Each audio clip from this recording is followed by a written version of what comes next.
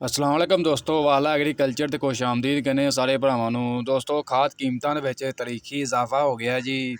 ਐਂਗਰੋ fertiliser company ਨੇ ਜੀ urea ਦੀ ਕੀਮਤ ਦੇ ਵਿੱਚ ਤਕਰੀਬਨ 800 ਰੁਪਏ ਤੱਕ ਜਿਹੜਾ ਫੀ ਬੋਰੀ ਦੇ ਹਿਸਾਬ ਨਾਲ ਇਜ਼ਾਫਾ ਕਰ ਦਿੱਤਾ ਹੈ।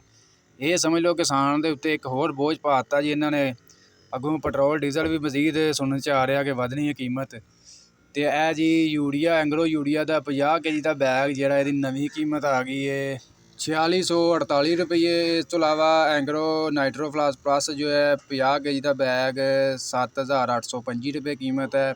ਇਸ ਤੋਂ ਇਲਾਵਾ ਐਗਰੋ DAP ਜਿਹੜੀ ਹੈ 13306 ਰੁਪਏ ਦੀ ਕੀਮਤ ਹੈ। ਇਸ ਤੋਂ ਇਲਾਵਾ ਜ਼ੋਰਾਵਰ ਜਿਹੜੀ ਹੈ 12595 ਰੁਪਏ 50 ਕੇਜੀ ਦਾ ਬੈਗ।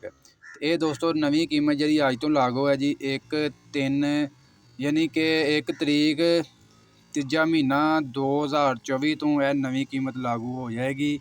ਤੇ ਇਹ ਤੁਹਾਨੂੰ ਨਵੇਂ ਰੇਟ ਦੇ ਹਿਸਾਬ ਨਾਲ ਹੁਣ ਜਿਹੜੀ ਐਂਗਰੋ ਯੂਰੀਆ ਦਾ ਜਿਹੜਾ ਕੀਮਤ ਹੈ ਉਹ ਮਾਰਕੀਟ ਦੇ ਵਿੱਚ ਦਸਤਿਆਬ ਹੈ। ਦੋਸਤੋ ਇਹ ਖਾਦ ਦੇ ਹਵਾਲੇ ਨਾਲ ਛੋਟੀ ਸੀ ਅਪਡੇਟ ਸੀਗੀ, ਸੋਚਿਆ ਤੁਹਾਡੇ ਨਾਲ ਸ਼ੇਅਰ ਕਰ ਦਈਏ। ਵੀਡੀਓ ਅੱਛੀ ਲੱਗੀ ਲਾਈਕ ਸ਼ੇਅਰ ਲਾਜ਼ਮੀ ਕਰਿਓ ਜੀ।